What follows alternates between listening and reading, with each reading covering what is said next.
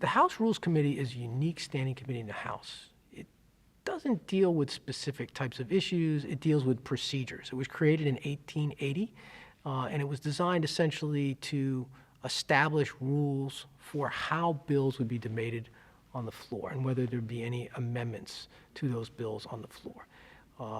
It has existed essentially in a couple of different forms.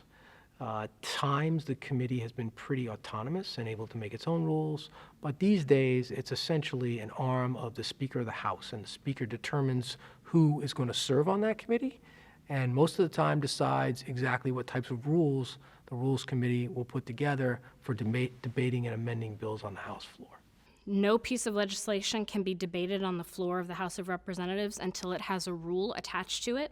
So we have standing rules of each chamber, but these rules that are attached by the House Rules Committee are special rules that are developed for each specific piece of legislation. We call the House Rules Committee the Speaker's Committee because the Speaker gets to designate which members from the majority party will serve on that committee. There's also a supermajority of members from the majority party on the House Rules Committee. So it's typically a 9-4 kind of balance between the majority party and the minority party. That means that the Speaker and the majority party should almost never have a problem getting the rule that they want attached to that particular piece of legislation. And those rules, if we think about the most common ones, they typically are what we would call open rules, which means that any member could add any kind of amendment to any section that he or she wanted to. Closed rules, which means no member could offer any amendment to any section. And then probably the biggest category would be either modified open or modified closed. And those modified rules mean that the Rules Committee is going to cherry pick which members and which sections which members and which sections of the legislation can engage in the amendment process. And once the House Rules Committee settles on a rule, it will then move that piece of legislation forward with the rule attached, and that will govern the floor debate on that piece of legislation. A Rules Committee hearing would take place in the Capitol itself, in a very small room in the Capitol on the House side, and individual members of Congress can go to the Rules Committee and say that they want to place an amendment on it. Recently, Congress has passed a bill to expand children's health insurance. And members came forward to the committee and said, well, I'd like to offer an amendment.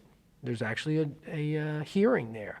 But the Rules Committee chair invariably rejects individual members' requests for amendment, which would seem kind of odd in a way. You'd think that a member of Congress is equal to every other member of Congress. Shouldn't they have the same rights and powers? Indeed, they do have the same rights, but they don't have the same powers. They have the right to offer or propose an amendment, but the Rules Committee decides whether the amendment is actually going to be entered as a motion on the House floor. It's very, very important to understand that the House runs on the basis of majority rule, and the majority party dominates the House. It dominates which bills it decides which bills get to the floor. The majority decides which amendments are allowed on the bill, and essentially dominates the House business. It's very different from the Senate. The Senate doesn't operate on the basis of majorities. It operates on the basis of a supermajority. It takes 60 votes in the Senate to pass legislation and to block a filibuster. So that's a very key difference. And the Rules Committee is essentially the instrument of the Speaker and of the majority in the House.